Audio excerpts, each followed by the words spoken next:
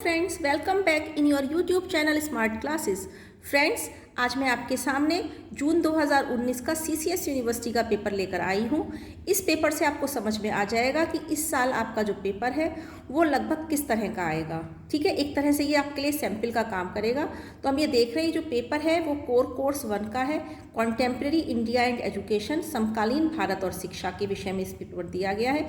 ये पेपर आपका 3 आवर्स का है और इसमें मैक्सिमम 80 मार्क्स का है। कुल मिला के 80 नंबर का आपका ये पेपर होने वाला है और 20 मार्क्स आपके जो रहेंगे वो इंटरनल रहेंगे। ठीक है फ्रेंड्स, तो ये जो पेपर है ये आपके 3 सेक्शंस में डिवाइड है। सभी सेक्शंस के आपको एग्जाम क्वेश्चंस अटेंड करने हैं। तो सेक्शन ए में इन्होंने क्या कहा है, एक बार इसके इंस्ट्रक्शन को देख लेते हैं कि विस्तृत उत्तरीय प्रश्न है। आपको एक प्रश्न का उत्तर लगभग 5 से 6 पेज में देना है। इससे छोटा क्वेश्चन आप नहीं लिखेंगे क्योंकि यहाँ पर एग्जामिनर को आपकी क्रिएटिविटी, आपकी राइटिंग स्किल आदि का पता लगाना है कि आप उस विषय के बारे में क्या सोचते हैं, आपके क्या विचार हैं। ठीक है, तो this section contains 3 questions.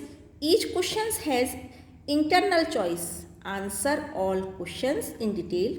Each question carries 16 marks. अर्थात इससे हमें पता चल रहा है कि जो पेपर है ये इस सेक्शन में आपके 16 मार्क्स के क्वेश्चन होने वाले हैं और ये जो 16 मार्क्स का एक क्वेश्चन है। ठीक है, इस तरह से 3 क्वेश्चंस आपके जो बनेंगे वो लगभग 48 मार्क्स के बनने वाले हैं फ्रेंड्स।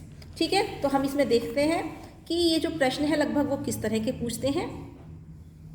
पहले प्रश्न को हम देखते हैं। पहले प्रश्न में हमारे पास 2 चॉइस हैं, हम या तो इस प्रश्न को कर सकते हैं या इस प्रश्न को कर सकते हैं। एक बार प्रश्न पर भी नज़र डाल लेते हैं किस तरह का आया है।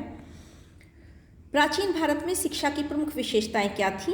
एक प्रश्न इसमें यह बन गया, देखिए 8 मार्क्स के 2 क्वेश्चन इसमें दे रखे हैं। और दूसरा इसमें पूछा भारत में एक प्रभावशाली राष्ट्रीय शिक्षा प्रणाली विकसित करने के लिए यह किस सीमा तक उसका उपयोग किया जा सकता है। कहने का मतलब है जो प्राचीन भारत था उसमें जो भी शिक्षा की व्यवस्था थी उनको हम वर्तमान समय में किस तरह से प्रयोग कर सकते हैं। तो हम प्रश्न ये वाला प्रश्न कर सकते हैं या नहीं, अगर ये नहीं आता है, आपको लगता है हम इसको ज़्यादा अच्छे से कर सकते हैं तो आप इसको अच्छे से कर सकते हैं।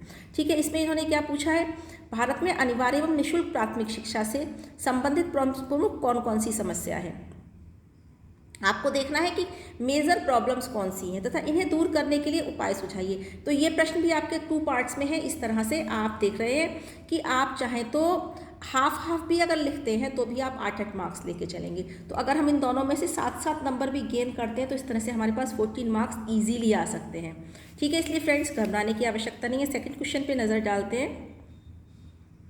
सेकेंड क्वेश्चन हमारा वुड डिस्पैच से रिलेटेड है। Wood dispatch is called the Magna charter of Indian education. Discuss, यहाँ पर भी डिस्कस करवाई है, समीक्षा करवाई है, यानी कि हमें वुड डिस्पैच के बारे में सब कुछ लिखना है।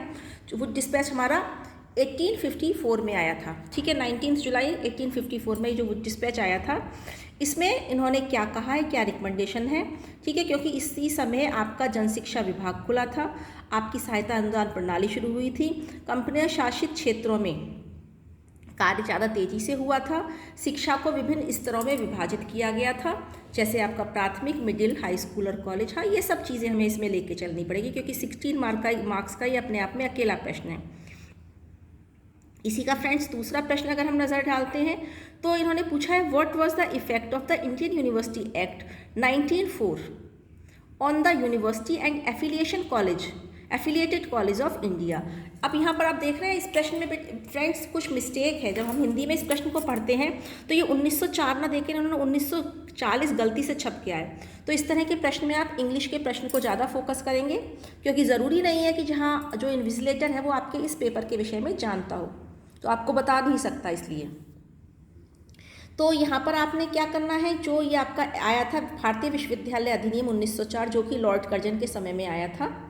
ठीक है, इसके विषय में लिखना है और इसने यूनिवर्सिटी और कॉलेजेस के विषय में क्या क्या कहा था ये सब हमें इसमें लेके चलना है क्योंकि ये जो आपका वो आया था, एक्ट आया था, वो 21 मार्च 1904 में आया था।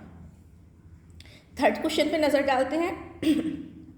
थर्ड क्वेश्चन क्या कह रहा है, थर्ड क्वेश्चन कह रहा है explain the main features of national education policy of 1986 की जो एजुकेशन पॉलिसी थी, क्योंकि जो पेपर है ये 2019 का है, तब तक हमारी नई शिक्षा नीति नहीं आई थी, इसीलिए इसमें इसका पूछा गया है। लेकिन इस समय हो सकता है आपका 2020 की शिक्षा के विषय में ज़रूर पूछें। ठीक है। तो इस शिक्षा नीति के जो 12 पार्ट्स थे सभी के बारे में हमें थोड़ा थोड़ा करके लिखना है। अगर हम ये प्रश्न आप अटेंड नहीं करना चाहेंगे तो दूसरा प्रश्न आपके सामने है, समकालीन भारत में शिक्षा के संगठन का संक्षिप्त वर्णन कीजिए। मध्यकालीन भारत यानी कि आपको यहाँ पर जो वर्णन करना है वो करना है मुस्लिम कालीन शिक्षा का। यहाँ जो आपको एक्सप्लेन करना है वो मुस्लिम एजुकेशन को बताना है कि मुस्लिम काल जो शिक्षा थी वो किस तरह की हुआ करती थी, उसके बारे में आपको सब कुछ डिटेल में लिखना है। Primary education, secondary, higher education, इसके बारे में उच्च शिक्षा कहाँ थी, कैसे मकतब मदरसे थे, क्या आपको उपाधियाँ वगैरह दी जाती थी, ये सभी आपको इसमें एक्सप्लेन करना है फ्रेंड्स। अगला प्रश्न हम देखते हैं इन्होंने क्या कहा है। अगला सेक्शन हमारा सेक्शन बी जो है, सेक्शन बी में आपके आने वाले हैं शॉर्ट आंसर टाइप क्वेश्चन। ये जो क्वेश्चन है आपको 4 क्वेश्चन आपको करने होंगे, ठीक है, और हर क्वेश्चन भी आपका 4 मार्क्स का होगा। यहाँ पर आपको चॉइस बहुत ज़्यादा दी गई है। देखिए दिस सेक्शन कंटेन्स 8 सब सेक्शंस, ठीक है, इसमें 8 सब सेक्शंस दिए गए हैं और उसमें से आपको सिर्फ 4 क्वेश्चन करने हैं। देखिए बहुत अच्छी चीज़ है, यहाँ पर 8 में से आपको सिर्फ ओनली 4 क्वेश्चन अटेंड करने हैं। अब एक बार नज़र डालते हैं इसके प्रश्नों पर, कैसे प्रश्न उन्होंने पूछे हैं। लेकिन आपको फिर भी मैं ये कहना चाहूँगी अगर आप सीक्वेंस में क्वेश्चन अटेंड कर सके तो ज़्यादा सही है। ऐसा ना हो कि कभी आपने क्वेश्चन नंबर 1 ये वाला कर दिया, फर्स्ट कर दिया, फिर ये कर दिया, मान लीजिए 4th कर दिया, फिर 2nd कर दिया। ऐसे ना करके अगर सीक्वेंस में करेंगे तो ज़्यादा प्रभावशाली रहेगा आपका पेपर पैटर्न, क्योंकि जब आंसर चेक करने में एग्जामिनर को इरिटेशन नहीं होती तो उसके हाथ से मार्क्स भी उतने अच्छे से ही निकलते हैं, आप समझते हैं ना। तो इसमें अब देखिए फर्स्ट यूनिट बहुत इंपॉर्टेंट है। अगर इस पेपर की देखी जाए तो 2 क्वेश्चन हमारे इससे पहले लॉन्ग सेक्शन में आ चुके हैं।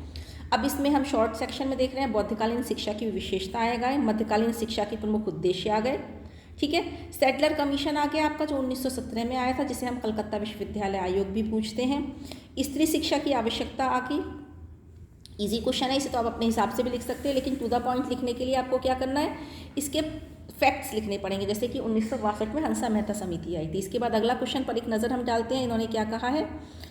बहुउद्देशीय स्कूल, मल्टीपर्पज स्कूल, ये मुदालियर कमीशन ने कहा था, जिसे हम माध्यमिक शिक्षा आयोग कहते हैं, ठीक है। 1952 और 53 में ये आया था। इसने सबसे पहले ऐसे स्कूलों की बात कही थी जिसमें एक ही स्कूल में विभिन्न विषय पढ़ाए जा सकें और छात्र अपनी रुचि और आवश्यकता के अनुसार विषय का चुनाव कर सकें। अगला प्रश्न देखते हैं फ्रेंड्स, क्या कहा है इन्होंने।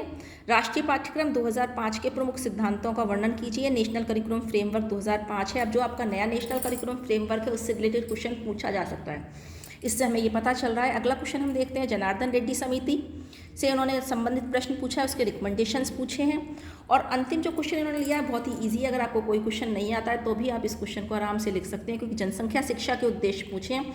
आप सभी ग्रेजुएट करके आए हैं, आसानी से इस क्वेश्चन को बहुत एलेबोरेट करके आप अटेंड कर सकते हैं, ठीक है फ्रेंड्स। आगे चलते हैं, आगे हम आ जाते हैं सेक्शन सी पर।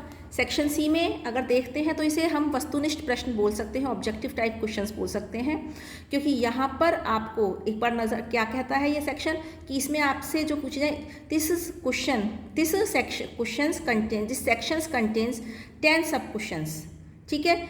इसमें आपके जो आंसर हैं वो आपको सिर्फ 8 क्वेश्चंस के देने हैं, ठीक है। 10 प्रश्नों में से आपको 8 प्रश्नों के उत्तर देने हैं। प्रत्येक प्रश्न का अंक समान है और साथ ही साथ और आपका जो एक प्रश्न है वो आपका लगभग 2 नंबर का है, लगभग नहीं श्योर 2 नंबर का है। घबराने की आवश्यकता नहीं है, लगभग सिर्फ आपके लिए मैंने बोला था कि आप घबराएंगे नहीं, ठीक है। कंफर्म हो जाएगा कि आपका 2 नंबर का ही एक प्रश्न है और आपको कितने क्वेश्चन करने हैं, 8 क्वेश्चन करने हैं। बहुत ईजी क्वेश्चन है, आप ध्यान रखना है। ये प्रश्न लिखना कितना बड़ा है, इसका जो आंसर आप लिखेंगे तो आप मान के चलिए 1 लाइन से लेकर 3 या 4 लाइन तक से ज़्यादा आपको इस प्रश्न का उत्तर नहीं लिखना है, चाहे कुछ भी पूछे। अब मान लीजिए सर्व शिक्षा अभियान ये पूछ रहे हैं आपसे, तो अगर यही प्रश्न आपका लघु प्रश्न में पूछते तो आप इसके बारे में लगभग 1.5-2 पेज लिखते, लेकिन यहाँ पर सर्व शिक्षा अभियान लिखा है तो टू द पॉइंट लिखना है। कब लॉन्च हुआ, इसका अर्थ क्या है, ठीक है। तो सीधी सी बात है 2001 में ये लॉन्च हुआ था और इसका अर्थ है पढ़े भारत बढ़े भारत। अगला प्रश्न देखते हैं, छनाई का सिद्धांत किसने दिया। लॉर्ड मैकाले ने दिया था, लेकिन इसको आगे चलकर इस पर काम किया था ऑकलैंड ने। हाँ, इसके बाद हम ये भी कह सकते हैं कि इसका मीनिंग क्या है, ठीक है। सिर्फ लॉर्ड ऑकलैंड ने दिया था, जिसका कार्य था कि जो शिक्षा है वो उच्च वर्ग से निम्न वर्ग तक स्वतः ही पहुंच जाएगी।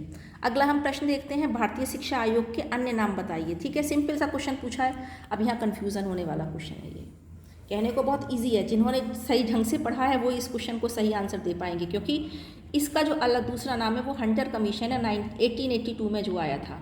जबकि आप ये सोच सकते हैं भारतीय शिक्षा आयोग को कहीं आप कोठारी आयोग ना बोल दें, ठीक है। कोठारी आयोग राष्ट्रीय शिक्षा आयोग है, नेशनल एजुकेशन कमीशन है। अगला प्रश्न हम देखते हैं, प्रथम राष्ट्रीय शिक्षा नीति कब घोषित हुई? तो प्रथम राष्ट्रीय शिक्षा नीति 1968 में हुई, सेकंड 1986 में हुई, और अब जो थर्ड हो चुकी है वो 2020 में हो चुकी है। अगला क्वेश्चन देखते हैं फ्रेंड्स, पवज्जा संस्कार क्या है? पवज्जा सेरेमनी बुद्ध काल में होती थी और प्राथमिक शिक्षा का प्रारंभ इस संस्कार से होता था, ठीक है। अगला क्या है? जनार्दन रेड्डी, देखिए फिर से रिपीट हो गया क्वेश्चन, इससे पहले भी आपका प्रश्न आ चुका है। जनार्दन रेड्डी समिति का गठन किस वर्ष किया गया? गठन किया गया था 1991 में, जुलाई 1991 में, और उसने अपने जो सजेशंस दिए थे, अपने जो रिकमेंडेशंस दिए थे वो दिए थे 1992 में, क्योंकि काम करने में थोड़ा टाइम लगा तब दिए थे। फिर आता है अगला राष्ट्रीय ज्ञान आयोग। हाँ, राष्ट्रीय ज्ञान आयोग, हाँ, इसका कितने भाग में इसको विभाजित किया जा सकता है? इसने जो अपनी रिपोर्ट दी वो कितने पार्ट्स में दी? अगला क्वेश्चन हम देखते हैं, 15 अगस्त 1955 में कौन सा नेशनल एजुकेशन प्रोग्राम स्टार्ट हुआ? तो 15 अगस्त 1945 में, ये बहुत, अगर देखा जाए तो बहुत ऐसा प्रश्न है जिसके कई सारे आंसर हो सकते हैं, पर हम अगर शिक्षा के पॉइंट ऑफ व्यू से देखते हैं तो मिड डे मील स्कीम जो थी उस दिन लॉन्च हुई थी, ठीक है। उस समय नरसिम्हा राव हमारे प्रधानमंत्री थे, श्री नरसिम्हा राव जी ने मिड डे मील योजना आपकी लॉन्च की थी। इसके साथ साथ आपका नेशनल सोशल असिस्टेंस प्रोग्राम भी इस समय लॉन्च हुआ था, ठीक है। अगला प्रश्न हम देखते हैं कि राइट ऑफ एजुकेशन जो एक्ट था वो कब इम्प्लीमेंटेड हुआ? तो ये जो तैयार हो गया था वो 4 अगस्त 2009 में हो गया था, लेकिन जो इम्प्लीमेंट हुआ था वो 1 अप्रैल 2010 से शुरू हुआ था। 1 अप्रैल 2010 से ये लागू किया गया था। अगला प्रश्न, जनसंख्या शिक्षा के 2 उद्देश्य, बहुत प्रश्न इजी प्रश्न है, जब कुछ भी नहीं करना है तो आप इस तरह के प्रश्न लीजिएगा कि जनसंख्या शिक्षा के क्या उद्देश्य हैं, ठीक है फ्रेंड्स। अब आपको बहुत आसानी हो गई होगी, आप समझ गए होंगे कि आपको पेपर किस तरह से अटेंड करना है, किस तरह के प्रश्न आपके पास आने वाले हैं। इसीलिए बिल्कुल भी घबराने की आवश्यकता नहीं है, अपनी स्टडी को फोकस कीजिए, क्योंकि आज के बाद आपके पास सिर्फ 15-16 दिन बचे हैं, तो पूरा कंसंट्रेशन अपनी पढ़ाई पर कीजिए। सभी पेपर आपको करने हैं, एक एक करके मैं आपको इसी तरह से सारे पेपर एक्सप्लेन करने की कोशिश करूँगी। तब तक के लिए स्वस्थ रहें और सुरक्षित रहें। धन्यवाद।